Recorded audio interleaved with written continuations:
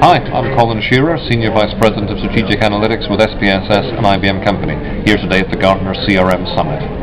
We're specialists in predictive analytics, so what we're concerned about is allowing organizations to look at historical data, have our algorithms work out what was going on in there, find the underlying relationships and patterns, and build that into models that can be applied to current or future cases.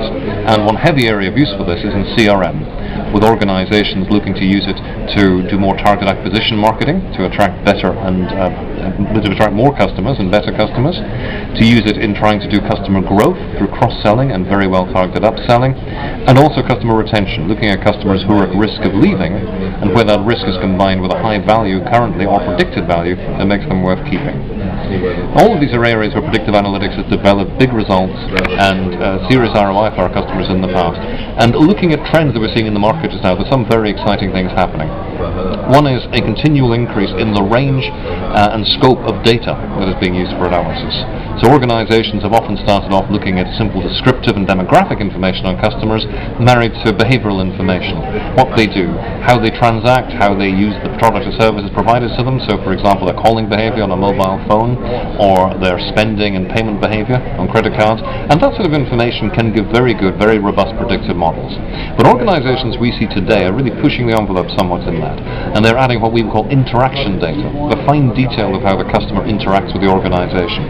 For example, the free text notes that come from conversations with the contact center, or the clickstream trails that come from website visits. All of these things being combined together with the other data known about the customer.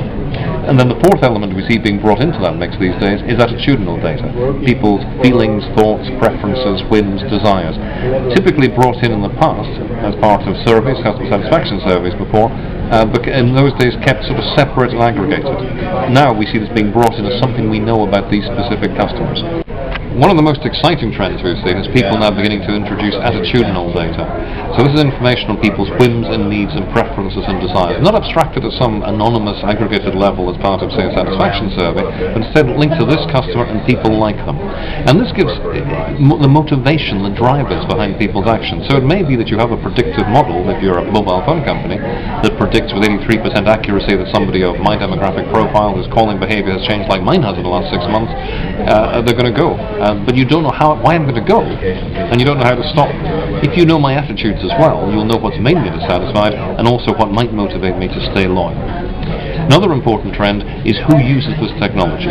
In the past, in many organizations, analytics has been a very specialized, very focused function done by people who are technical experts. They've been separated in the lines of business, and people in the marketing or CRM side have had to queue up, pass the data and the problem across to these people, bring it back in.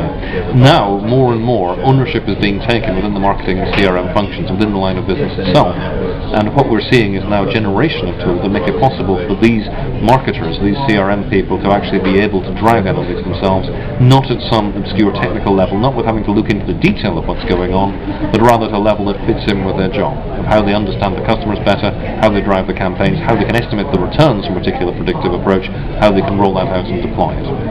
And then the third and final trend I'd really like to highlight today is in deployment.